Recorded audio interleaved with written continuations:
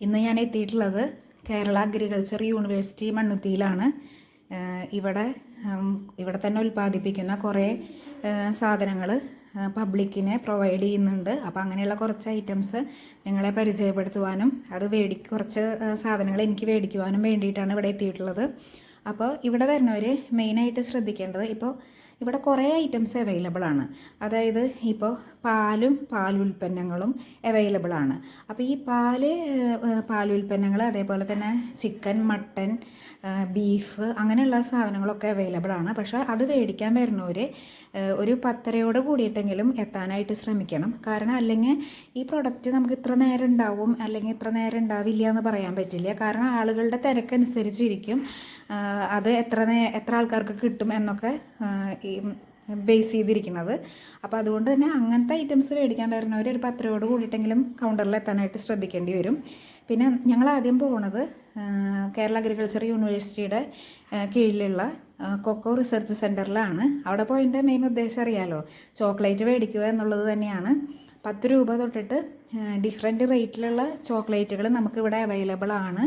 അതേപോലെ തന്നെ കുക്കീസും ഉണ്ട് ഇവിടെ. അപ്പോൾ ഇവിടുത്തെ ഒരു മെയിൻ സ്പെഷ്യാലിറ്റി എന്ന് പറയുന്നത് ഈ കൗണ്ടറിന് ചുറ്റും ഉള്ള കുറേ ഏരിയയിൽ ഈ കൊക്കോ മരങ്ങൾ ഇവർ വെച്ച് പിടിപ്പിച്ചിട്ടുണ്ട്.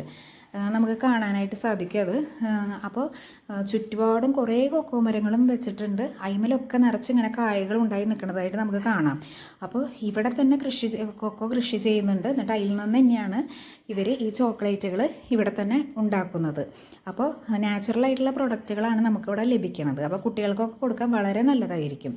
ഇനി നമ്മൾ പോണത് അഗ്രികൾച്ചർ യൂണിവേഴ്സിറ്റിയുടെ തന്നെ വേറൊരു സെക്ഷനിലേക്കാണ്.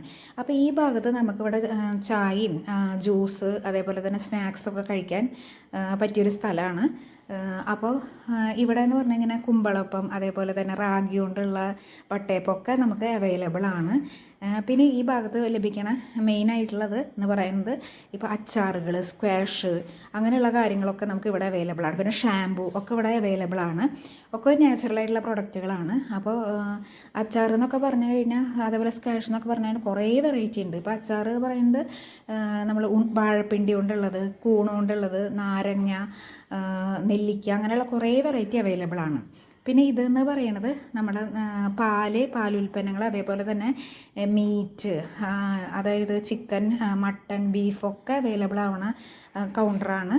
അപ്പോൾ ഇവിടുത്തെ തിരക്ക് കണ്ടുല്ലോ, കണ്ടമാനം ആളുകളായിരുന്നു ഞങ്ങൾ ചെന്ന സമയത്ത്. അതുകൊണ്ട് തന്നെ ഞങ്ങൾക്കൊന്നും മേടിക്കാൻ പറ്റിയില്ല. ഇത് ഞങ്ങൾ അവിടെ നിന്ന് മേടിച്ചിട്ടുള്ള കുറച്ച് ചോക്ലേറ്റിൻ്റെ കളക്ഷനാണ്.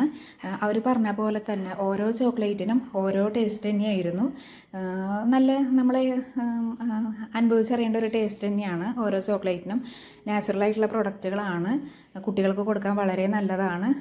പിന്നെ ഇത് ഞാൻ അവിടെ തരം കുറേ പിക്കിൾസ് ഉണ്ടായിരുന്നു. അപ്പോൾ അതിൽ നിന്ന് പക്ഷെ ഞാൻ സെലക്ട് ചെയ്തത് ഒരു നെല്ലിക്കയുടെ ഒരു പിക്കിൾ തന്നെയായിരുന്നു. അപ്പോൾ മണ്ണുത്തി റൂട്ടിലൂടെ പോണവർക്ക് കേരള അഗ്രികൾച്ചർ യൂണിവേഴ്സിറ്റിയുടെ പ്രൊഡക്റ്റുകൾ മേടിച്ച് നോക്കാം.